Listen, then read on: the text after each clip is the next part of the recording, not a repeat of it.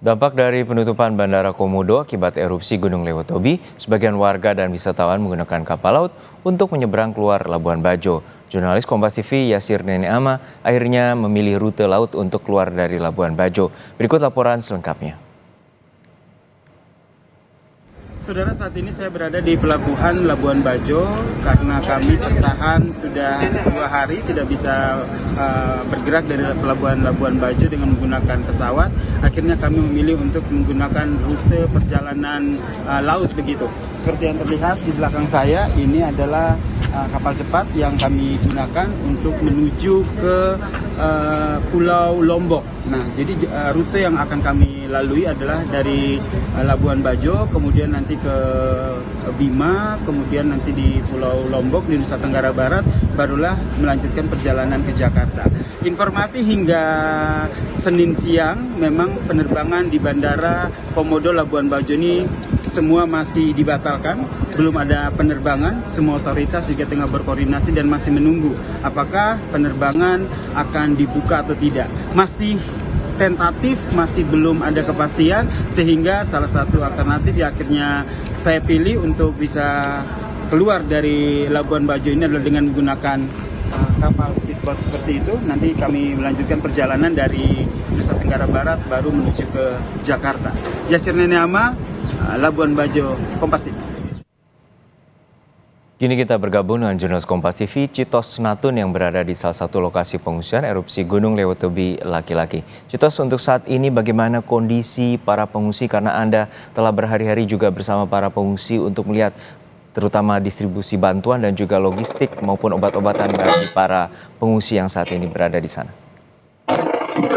Selamat siang, Juno. Memang untuk kondisi pengungsi di posko yang sudah disiapkan oleh pemerintah Kabupaten Flores Timur, memang kami pantau sampai hari ini kondisinya berangsur membaik, di mana para pengungsi mulai terpenuhi kebutuhan sehari-hari, terutama untuk kebutuhan permakanan dan juga kebutuhan lainnya. Namun yang menjadi kendala sekarang adalah kebutuhan akan MCK, di mana para pengungsi ini mengeluhkan soal minimnya ketersediaan MCK di posko-posko yang sudah disiapkan oleh pemerintah Kabupaten Flores Timur. Dan sampai saat ini jumlah pengungsi yang terdata yakni 12.288 jiwa yang tersebar di 4 posko yang sudah disiapkan oleh pemerintah Kabupaten Flores Timur. Dan kemarin pemerintah juga menambah 1 posko yakni di Desa Kobalima, di mana posko ini disiapkan khusus untuk para warga yang selama ini mengungsi ke Kabupaten Sika. Dan tadi kami mendapat informasi bahwa tim SAR gabungan dan juga aparat TNI Polri telah menuju ke perbatasan Kabupaten Sika untuk menjemput para pengungsi yang sejak hari pertama sudah mengungsi di Kabupaten Sika dan dibawa ke posko di Desa Kobalima untuk ditempatkan di sana.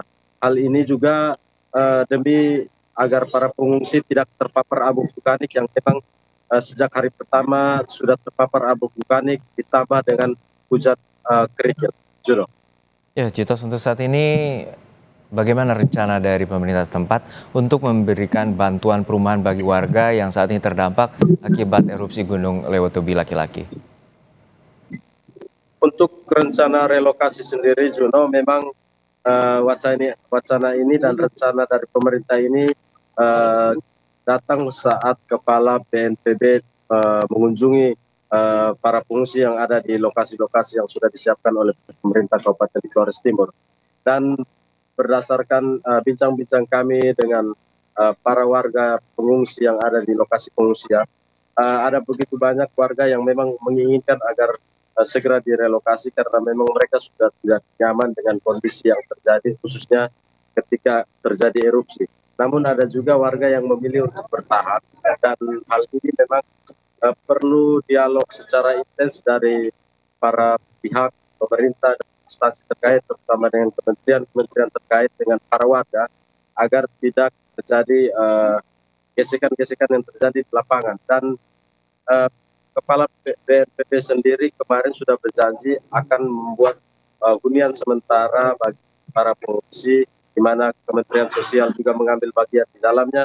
Dan selama masa tunggu ini, pemerintah juga menyiapkan dana sebesar 500.000 per kepala keluarga setiap bulannya, sehingga para warga ini mendapat kembali rumah atau sudah bisa tinggal di rumah yang sudah disiapkan. Dan sampai saat ini pemerintah Kabupaten Flores Timur sendiri tengah melihat tanah-tanah pemerintah yang memang cocok untuk dijadikan sebagai tempat relokasi, dan memang butuh dialog yang cukup intens untuk menghasilkan keputusan ini juga.